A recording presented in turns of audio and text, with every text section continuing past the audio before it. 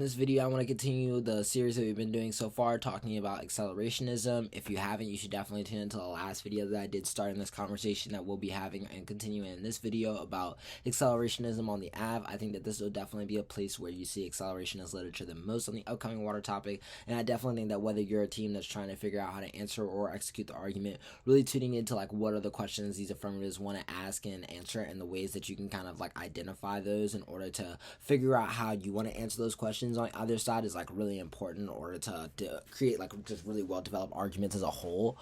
when trying to attend to these arguments. And I think overall it's really important to consider the various ways that you can kind of learn from things, from like all the way from the intro to accelerationism to now, to kind of like carry on a lot of the thoughts that have been had for like a much longer lecture that I think encapsulates a lot more of my thoughts. But I definitely think that only sticking to like these videos individually can definitely be a little bit limiting in terms of getting my full perspective in terms of all these things. So just make sure you turn into the other videos in order to get like some more context to what we'll be talking about this video, in terms of using some of the stuff that we talked about in the last video from the strengths and weaknesses and the priorities to frame how we want to think about debates will happen when accelerationism on the AF is faced with dealing with things like the criticism, the counterplan, and the dissad. I think that being able to think through the way in which it kind of responds to these three arguments thematically and the types of like weighing mechanisms, etc., it wants to take up broadly can be really helpful in figuring out how you should just be like writing out the basis of like maybe your blocks, or how you should be thinking about what the blocks will look like if you are trying to beat this type of argument.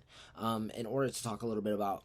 criticisms in general in relationship to accelerationism, I think that when I'm trying to figure out the best types of blocks or the best types of responses I think this app has to criticisms, I think it all kind of starts off with just the framing question that you have at the top. I think pushing the argument and centering futurity in every debate that you have against criticisms is really the first place that you want to start a lot of the arguments that you have against criticisms, etc., because it forces the alternative to be able to like compete with the affirmative in like a set of examples that I think are generally just like more comfortable for you, because you've probably spent more time thinking about like the role futurity plays in politics, and the types of examples make sense and how we think about futurity as a whole. But it also means that against like the more pessimistic criticisms that kind of take problem with the idea of using futurity as a whole, from the framing debate on, you really are kind of setting up this like impact turn debate that for the judge lays out like the central kind of like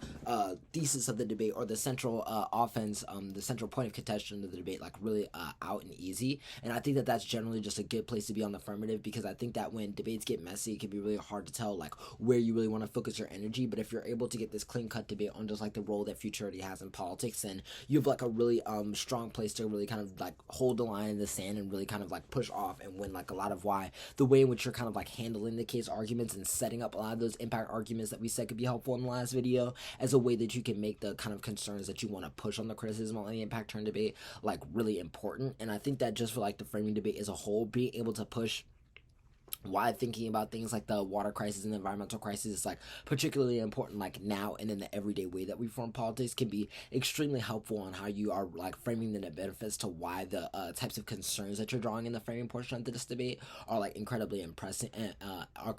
incredibly pressing and important to how you're kind of like considering the judge's role as an evaluator as a whole. And then I think as the criticism goes down, I think it's literally just a question of trying to simplify the link debate into like just small points of just offense that are central to the affirmative, and then building in how your affirmative not only opens up like multiple ways for us to interpret like how we should take up the future, and like that allows it to be adjusted to various ways in which communities are kind of positioned in relationship to things like capitalism and technology, etc., but also that the kind of like role and radical critique that you're taking of capitalism and tech as a whole is really important as like a starting point for how we think about like any particular politic as we move to the future. And I think in that sense, against like criticisms, definitely you've touched like both of the points of offense that can allow you to work towards like interesting link turn arguments, interesting impact turn debates with like lots of good, I think, both offense and terminal defense about like just the value of thinking about the future in its relationship to how we should orient ourselves to technology. But I also think that you have a lot of really creative like permutation arguments as well that I think come from the articulation of you using the flexibility from examples that we talked about in the first video,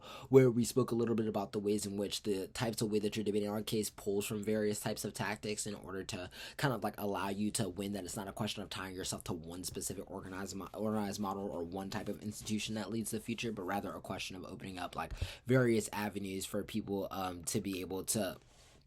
various avenues for people to be able to kind of access like ulterior ways of like retooling technology in a way that's radically different from the way that it's like made available to people in the status quo. Then I think where you're transitioning to the counterplanar dissent, this is where I think that being able to like cleanly execute an impact turn debate will be the most important as a team winning accelerationism, because I think there are so many ways in which teams can just recounterplans and dissents that complete with the app on the basis of just winning that like of trying to win that like capitalism is sustainable, and like the way in which we distribute technology through like neoliberal innovation, or like the innovation that happens in the private sector, as like necessarily essential to the way that we deal with climate crises. I think it's really the place where a lot of these counterplans and disads will go against the affirmative, unless they're really just trying to win that they're their own kind of topical version of the affirmative. But I think that when you see the ones that are kind of looking closer to an impact turn debate, especially on the basis of like counterplans, I think that you really need to make arguments about like why the kind of like way in which we even generate technology in the status quo kind of requires us to continue the environmental crises, or like the way in which we think about the production of like clean resources requires us to continue to destroy the environment in such ways, both because of the way it requires us to like continue to seize land unethically in the ways that we do in the status quo, and the way that we have in the past do things like native genocide, slavery, imperialism, colonialism, etc., but also because of the way in which I think that the counterplanet dissent specifically allow for the continuation of like segmenting of who has access to these types of like technological innovations in such a way that those that suffer the most from those environmental crises aren't actually like resolved or absolved from the ways in which that violence occurs. And that kind of like top-down solution making doesn't really have a historical background for it to like be able to prove that it works, especially considering the way in which a lot of these like clean